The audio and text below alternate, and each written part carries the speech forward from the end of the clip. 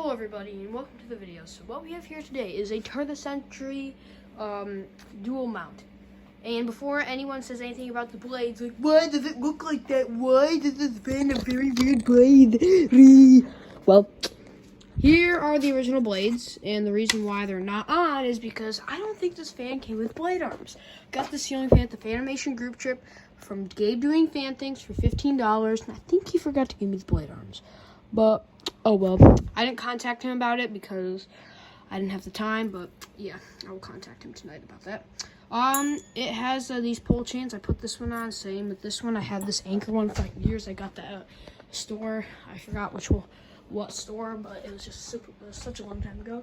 I know it's a little like random for like you OCD people because, you know, gray on white, but these blades found my aunt's attic down in her beach house, and I think these might be next generation Zephyr blades. I'm not sure, but in my opinion, next generation Zephyrs look terrible, and they always will. And nothing beats that, which is right there. Anywho, we will start by showing the light. Sadly not a three-way, it's a one-way. But oh well. I can convert to a three-way. Alright, here's the low, everyone. So these came in a few finishes, which gray, which this one's in. These came in red, they also came in blue. I feel like there's more finishes. There was probably white. I think there might have been white, but I'm just not sure. This is my very first turn of the century ceiling fan. Well, no, it's technically my second because I sold my Sears Lasco turn of the century. That was at the Fanimation group trip. I sold that, so it's out of my possession now. Guess we'll kick this thing off to medium. I think this thing has a semi-bad capacitor, like a semi-bad capacitor, because it takes a little bit to speed up. Probably replace it at some point in time.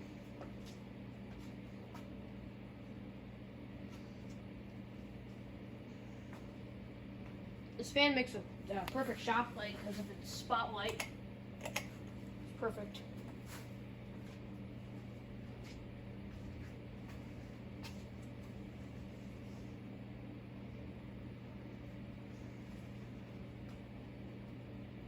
I don't have the right mounting bracket for it, but I have one that fits, but it doesn't line up exactly with all the holes, but it only lines up with two, but I got something to work. So I think this fan was supposed to have a down rod because it looked like it had a down rod in the picture Gabe sent me, but it didn't come with one, but it's fine being flush mounted, I don't really care. Probably because he said this thing had a death wobble, and it probably wobbled pretty bad. So that's one reason he might have not given me the down rod.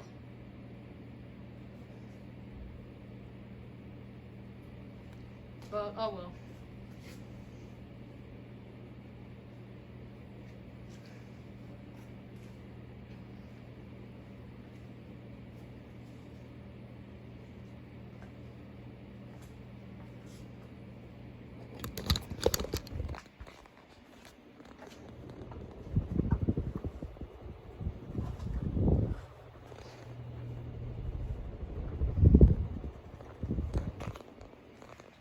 Alright, let's go ahead and show the light now.